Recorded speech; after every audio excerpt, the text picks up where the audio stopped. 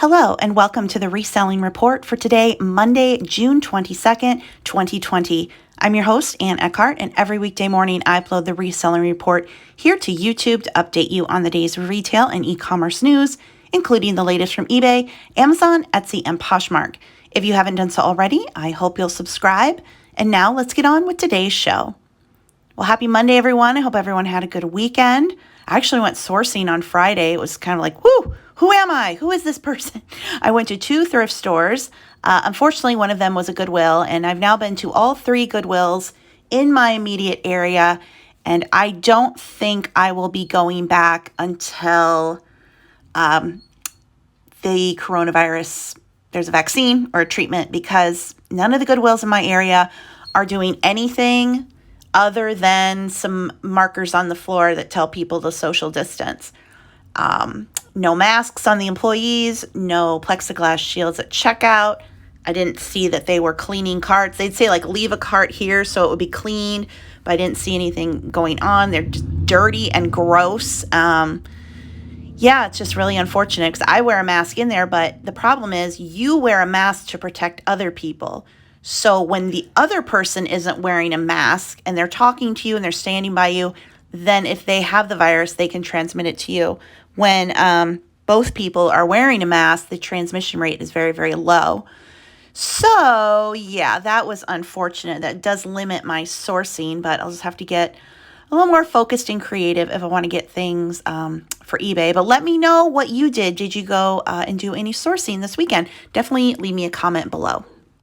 If you use PayPal for your eBay business, there's some major news that's been released. So according to an article on the e-commerce Bytes blog, PayPal makes major changes that impacting sellers. The post reads, PayPal is making major policy changes that will impact sellers when they go into effect at the end of the month. Among the good news for sellers, it is extending seller protections for intangible goods, which are currently excluded. Among the bad news, inventory purchases may not be protected, and an unfavorable change to SNAD claims. Bad news, buying items for resale not protected. If you buy items intending to resell them, you may no longer be protected.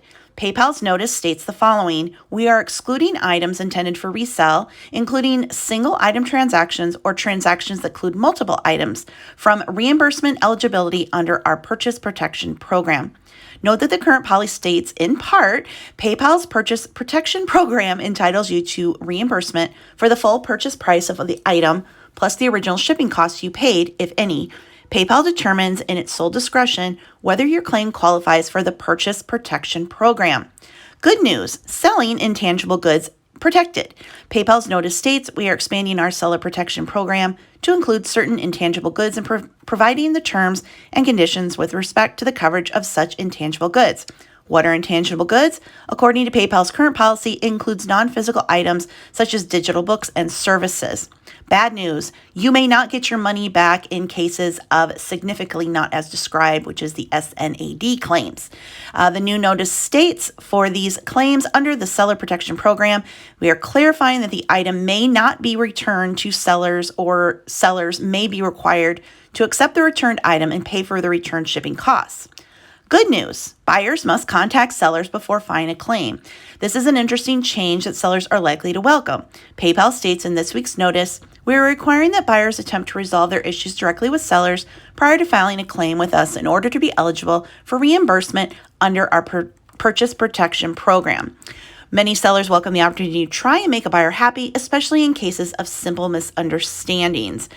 There are additional changes relating to pricing error notifications, payments processed through QR codes, seller protection for gold, and charities and the PayPal Giving Fund. So there's a new notice up. I also got the email about this. You can let me know what you think. I think this is more not if you are directly selling through eBay and using eBay's protection service, but if people try to file a claim through PayPal, or if you're someone who is selling maybe on Instagram or YouTube and utilizing PayPal, that might be in effect. But this was just announced, so we shall see in the coming days, hopefully some more clarification from it. eBay is giving us a gift, a digital gift for you, reads a post over on the eBay community forum. It says, "Hi everyone, the seller engagement team is excited to share a virtual gift we're giving to sellers. We've collaborated with illustrator Ann Martin, who has done work for the New York Times and the Wall Street Journal, to create digital backgrounds our sellers can download and display wherever they're virtually interacting with others. Our sellers take pride in being able to be their own boss and live the life they want, and now they can let the world know they're open on eBay by uploading the image to Facebook profiles, Zoom or Skype meetings, or even Instagram, TikTok, and Facebook stories. To celebrate Traffic Month, these illustrations are now available as a single-click download on 4 pages in Seller Central. Welcome, social media, promotion strategies, and set up your store. We've also promoted these virtual backgrounds on this week's Seller News announcement and the podcast. So you can go and get this new background cover if you're doing social media stuff. It's there. So there's that. Also on eBay, there is more information coming out about the 6 former eBay employees who have been arrested and charged with cyber stalking a blogging couple. So according to a post on Bloomberg, fresh from college and charged in eBay plot, analyst speaks out.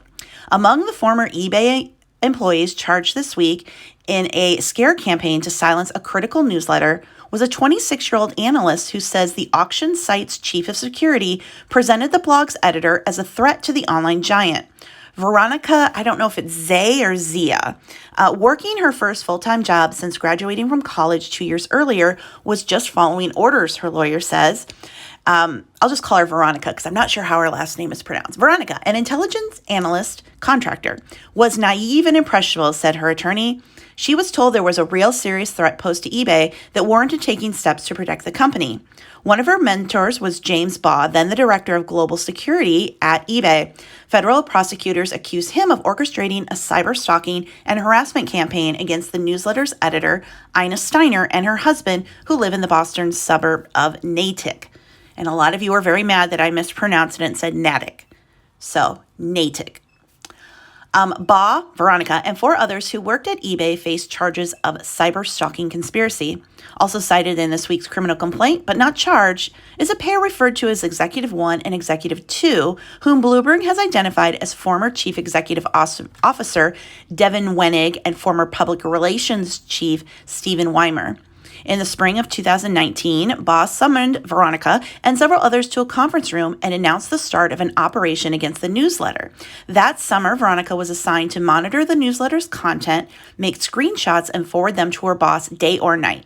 In August, Baugh ordered Veronica and 2 others in eBay security to anonymously harass the editor of the newsletter, E-Commerce Bites, through a distraction campaign that included deliveries of live cockroaches, a bloody pig mask, and a book on surviving the death of a spouse. She followed instructions and directions of her supervisors, and it got her into this mess, her lawyer says. So yeah, I'm sure we will see more of those who are charged speaking out or trying to make deals and obviously pin it all on another person. But let me know what you think. Does a young new employee to eBay who's being told to do things by her supervisor, what do you think? Should her charges be less, more, the same? I don't know. Let me know your thoughts. In Amazon news, according to an article on CNBC.com, Amazon workers in Chicago angered by tokenized Juneteenth celebration offering chicken and waffles. Chicago Amazon workers are outraged at the company after a warehouse known as DCH1 served employees chicken and waffles in celebration of Juneteenth.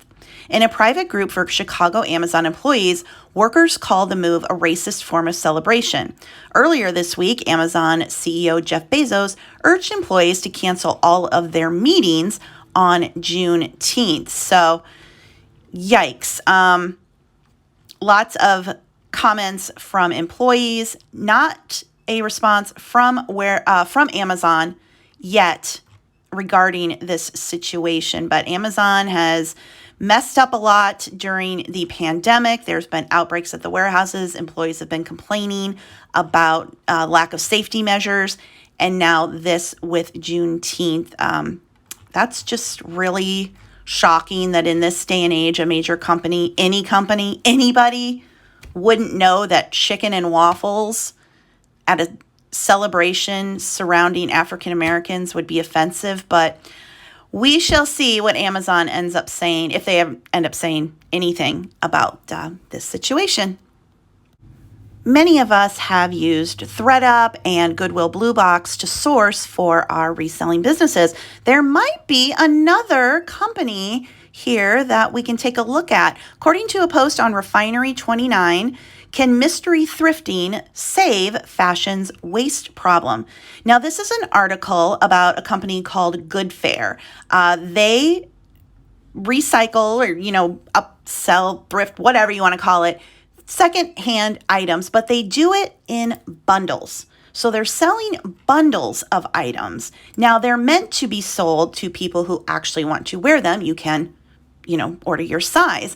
But for resellers, it might be something to look into. On their website, they have all kinds of bundles. They have 5 men's shirts. They have 5 t-shirts. They also have like total outfits or total seasonal. For instance, there's Save the Earth bundles, which are $85, and you get 2 zip-up hoodies, 2 windbreakers, 3 printed tees, 1 tie-dye, and 2 flannels. And you can choose your size. Now, this one says that's $127 value of $85 before discounts. So maybe not that one, but there are some other interesting ones. So I thought I would just share that with you. I mean, right here, there is a pre-loved denim jacket, and you can get 2 denim jackets for $25 from small to XXL. Now, that's still me not knowing what brand I was going to get wouldn't really be something that I would want to try in terms of reselling, but they already have some of these bundles on sale, So it might be something to just kind of keep your eye on. The site will be linked in the description box below if you want to go over and give it a look and maybe buy one of their little bundles here and haul it over on YouTube. Or I guess we're on YouTube. You could haul it here on YouTube. But anyway, might be an interesting source for sourcing.